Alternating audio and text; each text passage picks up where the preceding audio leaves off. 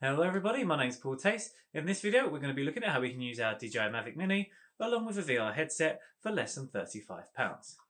Let's get started.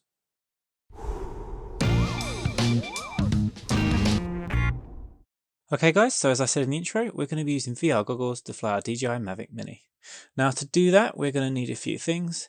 Now typically the headset you get from DJI is going to be about £800, and obviously we don't want to be spending anywhere near that. So what we can do is buy a few things and put them together, and we've got a makeshift headset. Obviously it's not going to be as good quality, but it's still going to be pretty fun to use. Now obviously the first thing we're going to need is a VR headset. Now I found this one on eBay for £6.95 and it had free delivery. It's very basic, it's not great build quality, but you don't really need it, although I've had a few bits fall off like this bit on the top here. It still works fine and I'm having no issues with it. The second thing we're going to need is a micro USB to USB adapter. The micro USB's got to be male, and the USB part has got to be female. I'll drop a link to the description down below.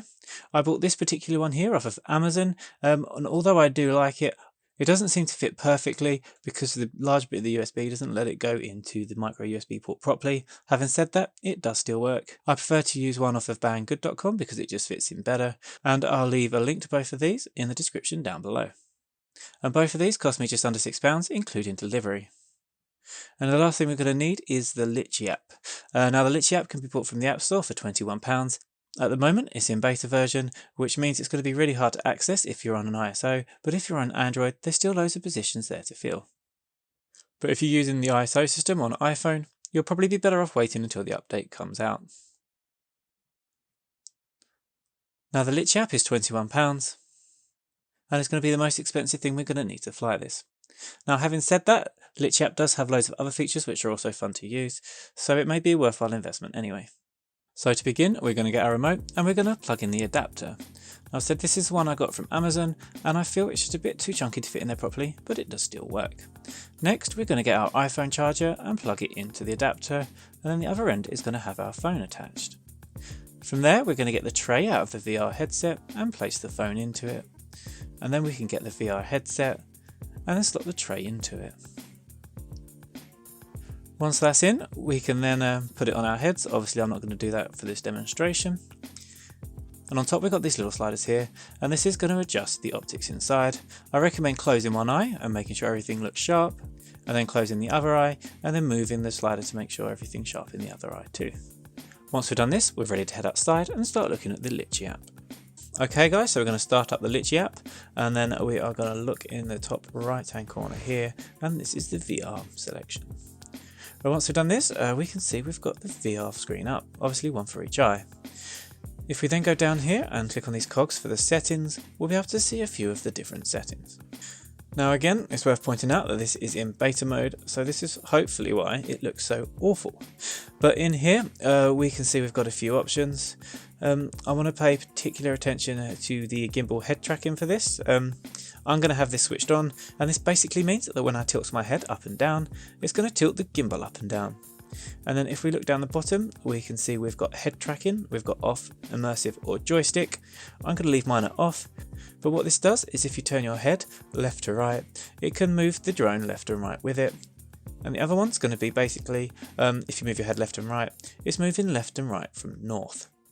But as I said before, I prefer just to fly FPV using just the sticks and then use my head to tilt the gimbal. Okay, so now let's take off, and again I'm in the UK, so I've made sure I've got someone with me watching my drone to make sure they've got line of sight of it, because obviously I can't see what's around the drone when I'm flying FPV. Now obviously I can't take off using the phone, so what I've done to take off here is just push the sticks downwards and towards each other, and this will start the drone. And then you can press up to fly off. Now something I will say I like about this is it's really easy to see all the heights and the speed you're going at. You've got all the controls really obviously right in front of you.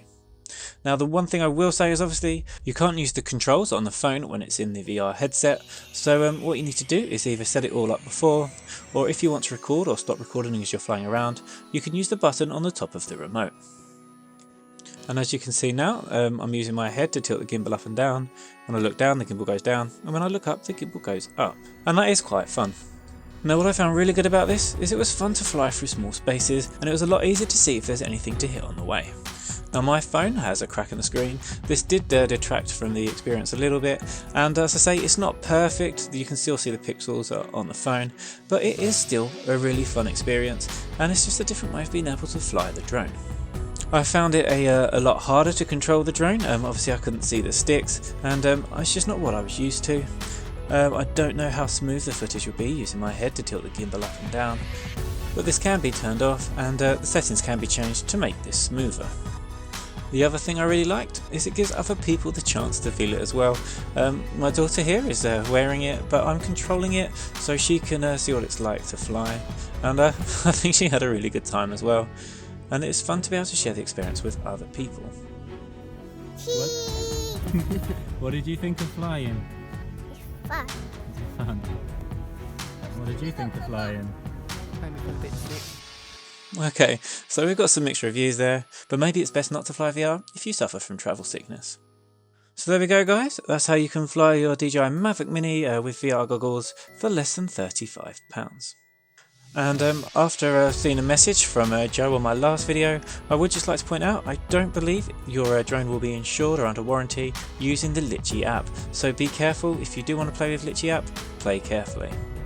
If you found this video useful, hitting that like button is a huge help to me as a creator, and I hope to see you in the next one.